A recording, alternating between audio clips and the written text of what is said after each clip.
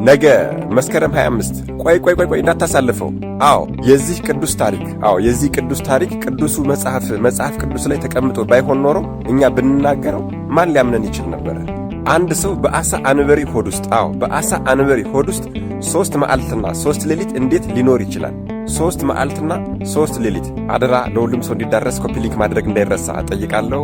እውነተኛው ነቢይ፣ ሐቀኛው ነቢይ፣ የዋሁ ነቢይ ቅዱስ ዮናስ በእሳት ሰረገላ ወደ ሰማይ ያረገው ሞትን ያልቀመሰው የነቢዩ ኤልያስ ደቀ መዝሙር የነበረ የዚያች የምስኪኗ የሰራፕታዋ መበለት ልጅ እግዚአብሔርም ገና ከልጅነቱ ጀምሮ መርጦታል አጭቶታልና ሕፃኑ ልጇ ነቢዩ ዮናስ ቢሞትባት ታላቁ ነቢይ ቅዱስ ኤልያስ በተአምር አስነስቶ ደቀ መዝሙሩ አድርጎ አሳድጎታል ማለት ነው። ይሄ ነቢይ ከአደገና የትንቢት ጸጋ ተሰጥቶት እግዚአብሔርን ማገልገል ከጀመረ በኋላ ልዑል እግዚአብሔር ተገለጸለትና የነነዌ ሀገር ሰዎች ኃጢአታቸው ልኩን አልፏል በስቷልና ወደ ነነዌ አገር ሄደህ ሀገራችሁ ነነዌ እስከ 3 ቀን ድረስ ትጠፋለች ብለህ አስተምራቸው አለው። ይሄ ቅዱስ ነቢይም እግዚአብሔር እንደዚህ ባለው ጊዜ እንደዚህ ብሎ አሰበ። እግዚአብሔር ሊያጠፋቸው ቢፈልግ ኖሮ ሂድ አስተምራቸው ብሎ ባላዘዘኝ ነበር። እግዚአብሔር መሐሪ አምላክ ነውና እነሱን ሲምራቸው፣ እኔ ግን በእነርሱ ዘንድ ሐሰተኛ ነቢይ እንዳልባል እፈራለሁ። ስለዚህ ወደዚያች አገር ሄጄ አላስተምርም አለ። በዚህም የተነሳ ከእግዚአብሔር ፊት ብኮበልልና ብጠፋ ይሻለኛል አለ። እጅግ በጣም ይገርማል እኮ ወገኖቼ። ከእግዚአብሔር ፊት ማን ማምለጥ ይችላል? ከእግዚአብሔር ፊት ለእኛ ለፍጡሮች መሸሸግ ይቻለናል ሊሆን?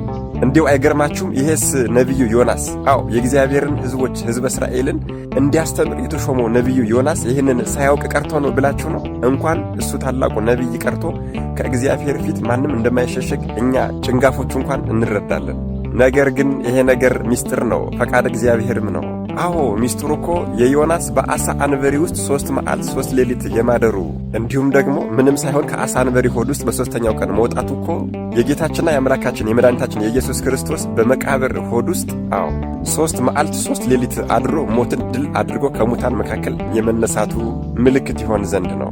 ይህም የሆነው እንዴት መሰላችሁ? ነቢዩ ዮናስ ከእግዚአብሔር ሊኮበልል ሊሸሽ በፈለገ ጊዜ በገንዘቡ መርከብ ተከራይቶ ወደ ተርሴስ እየሄደ እያለ እግዚአብሔር ታላቅ ነፋስን አስነሳ።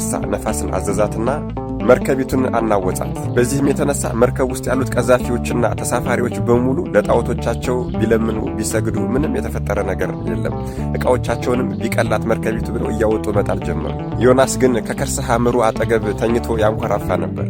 መርከቡን የሚቀዝፈው ሊቀ ሐመሩም ወደ እርሱ መጣና ምን ያስተኛል? ተነስና ከዚህ አደጋ ያድነን ዘንድ እግዚአብሔርን ለምን እንጂ አለው። ይሄ መከራ ያገኘንም በማን ምክንያት እንደሆነ እናውቅ ዘንድ ኑ እርስ በርሳችን ዕጣ እንጣጣል ተባባሉ። ዕጣ በተጣጣሉ ጊዜም በነቢዩ ዮናስ ላይ ዕጣው ወጣበት። በዚህ ሰዓት መርከቡ ላይ ያሉት ሰዎች በሙሉ ኃጢአትህ ምንድነው? የደበከን ነገር ምንድነው? ከየት መጣ? የምታመልከውስ ምንድነው? እያሉ በጥያቄ ያስጨንቁት ጀመር። ነቢዩ ዮናስም ተነሳና እኔስ የእግዚአብሔር ባሪያው ዕብራዊ ነኝ፣ ፈጣሪ እግዚአብሔርም ሰማይና ምድርን የብስና ባህሩን የፈጠረ እርሱ ነው አላቸው። ታዲያ እነሱም በጣም ደነገጡና ምን አድርገሃል ባሉት ጊዜ ከእግዚአብሔር ኮብልሎ እየሄደ እንደሆነ ነገራቸው። ታዲያ ይሄ ማዕበል ሁላችንን እንዳያናውጠንና እንዳይገድልን ምን እናድርግ ባሉት ሰዓት በእኔ ምክንያት ይሄ ማዕበል እንደመጣ አውቃችኋል፣ እኔን አንሱና ወደ ባህሩ ወሩሩኝ ጣሉኝ አላቸው። ታዲያ ሁሎችም እባክን የጻድቅ ሰው ደም አታድርግብን ብለው ወደ ልዑል እግዚአብሔር ከጮኹ በኋላ ነቢዩ ዮናስን ወደ ባህር ጣሉት።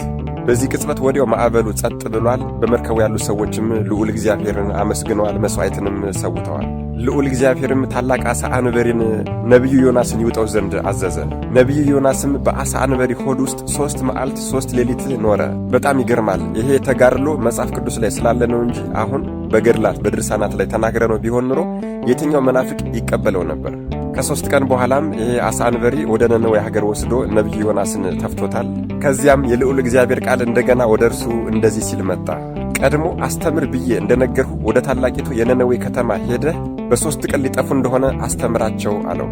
ታዲያ ይሄ ነቢይ ወደ ከተማይቱ ሊገባ 1 ቀን ሲቀረው ከወደቡ ጀምሮ ነነዌ በ3 ቀን ትጠፋለች እያለ ማስተማር ጀመረ። የነነዌ ሰዎችም በእግዚአብሔር ቃል አመኑ።